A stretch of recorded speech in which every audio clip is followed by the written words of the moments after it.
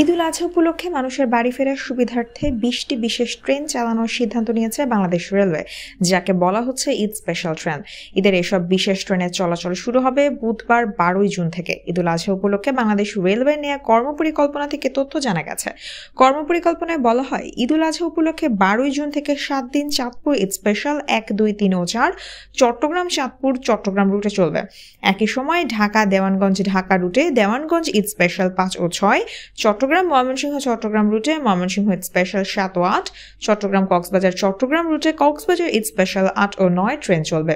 এসব ট্রেন বুধবার থেকে ঈদের আগের দিন পর্যন্ত ঈদের পরে 7 দিন চলাচল করবে। এছাড়াও পার্বতীপুর ঈদ স্পেশাল 15 ও 16, জয়দেবপুর পার্বতীপুর জয়দেবপুর রুটে আগামী 13 থেকে 15 জুন ও ঈদের পরে 21 থেকে 23 জুন চলাচল করবে। অন্যদিকে শোলাকিয়া ঈদ স্পেশাল 11 ও 12, ভৈরব বাজার কিশোরগঞ্জ ভৈরব বাজার রুটে, শোলাকিয়া ঈদ স্পেশাল 13 ও 14, ময়মনসিংহ কিশোরগঞ্জ ময়মনসিংহ রুটে, গোড়ে শহীদ ঈদ স্পেশাল 17 ও 18, পার্বতীপুর দিনাজপুর পার্বতীপুর রুটে, গোড়ে শহীদ স্পেশাল 19 ও 20, ঠাকুরগাঁও দিনাজপুর ঠাকুরগাঁও রুটে শুধু ঈদের দিন চলাচল করবে।